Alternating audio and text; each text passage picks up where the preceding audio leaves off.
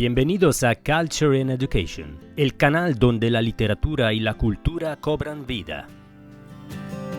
Hoy viajamos al siglo de oro español para conocer a Miguel de Cervantes Saavedra, el hombre, el soldado, el cautivo y, sobre todo, el escritor que cambió para siempre la historia de la narrativa.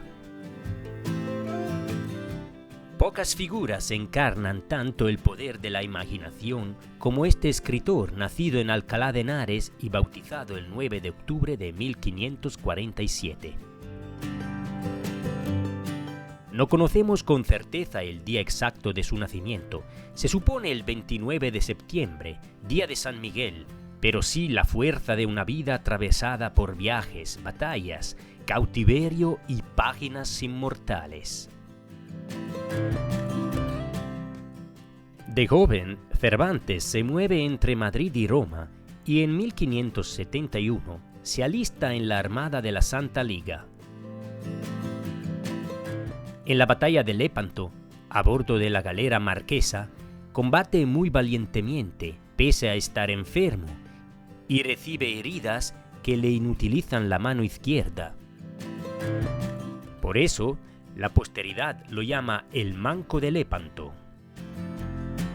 Tras otras campañas en el Mediterráneo, en 1575 su nave cae en manos de corsarios y es llevado cautivo a Argel. Intentará fugarse varias veces. Será rescatado por los trinitarios el 19 de septiembre de 1580. Estas experiencias marcarán su teatro temprano y varios episodios narrativos. De vuelta a España, alterna el deseo de escribir con trabajos administrativos nada fáciles, comisario de abastos y recaudador de impuesto en Andalucía, con problemas que llevan incluso a un encarcelamiento en Sevilla a fines del siglo XVI. Son años de aprendizaje duro, pero también de observación de la vida popular que después nutrirá su literatura.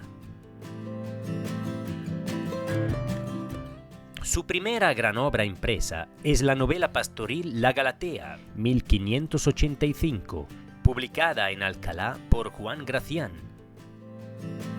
Aunque respira el gusto renacentista por los pastores idealizados, ya muestra la ironía y la música verbal de Cervantes. El gran éxito llega en 1605 con el ingenioso hidalgo Don Quijote de la Mancha.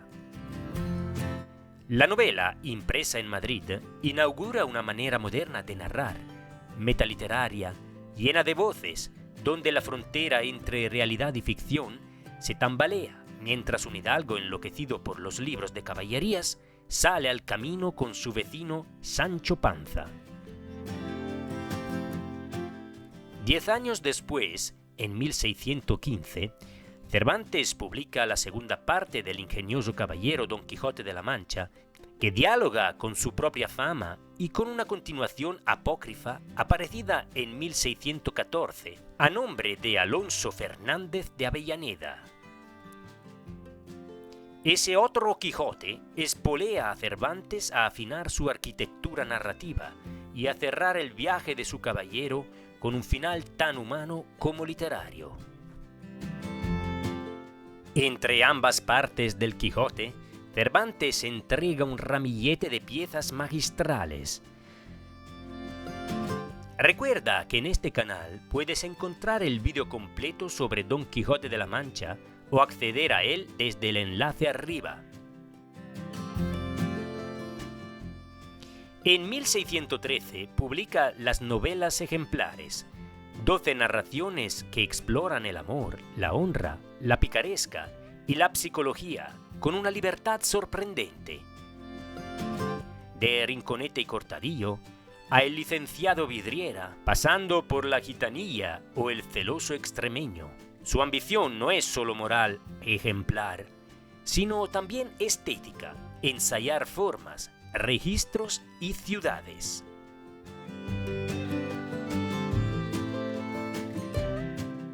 En 1614 aparece el poema burlesco alegórico Viaje del Parnaso, donde Cervantes pasea a poetas por un mar de tinta y rinde cuentas con humor de su propia vocación.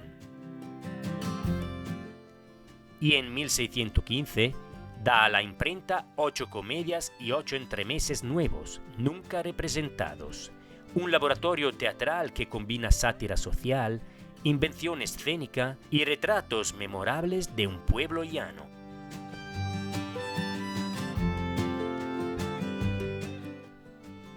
Su teatro mayor incluye también la tragedia El cerco de Numancia, una reflexión sobre la resistencia y la dignidad colectiva, y comedias de materia argelina, como El trato de Argel y Los baños de Argel, donde destila su experiencia de cautiverio.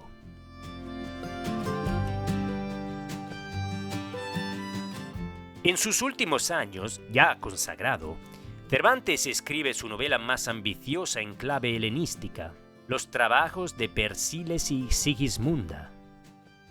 Completa la dedicatoria el 19 de abril de 1616. Muere en Madrid el 22 de abril de 1616. Fue enterrado al día siguiente en las Trinitarias Descalzas.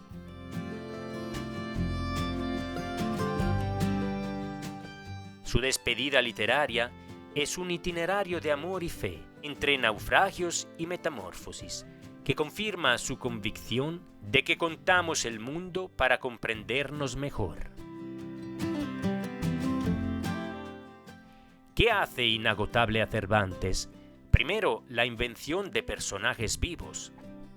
Don Quijote y Sancho dialogan con nosotros sobre el ideal y lo posible. Dulcinea, real o imaginada, es símbolo de deseo y de mirada. Segundo, la ironía. Cervantes nos enseñó a leer sospechando de los narradores, de los documentos y hasta del propio autor. Tercero, la compasión. En sus páginas hay ladrones y santos, soldados y pícaros. Todos reciben una oportunidad de ser vistos con humanidad. Y por último, una poética de la libertad. Su literatura abre espacios para discutir, reír, disentir, soñar.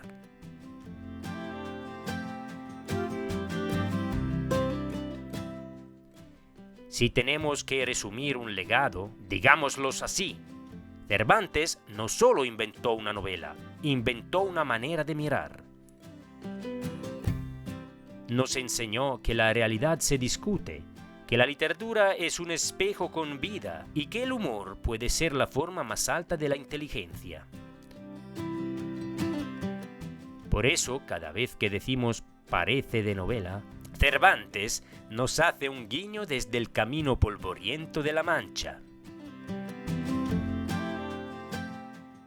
Si te ha gustado este viaje por la vida y la obra de Miguel de Cervantes, dale like, comparte este vídeo y suscríbete a Culture and Education para descubrir más joyas de la literatura y la cultura. Nos vemos en el próximo capítulo.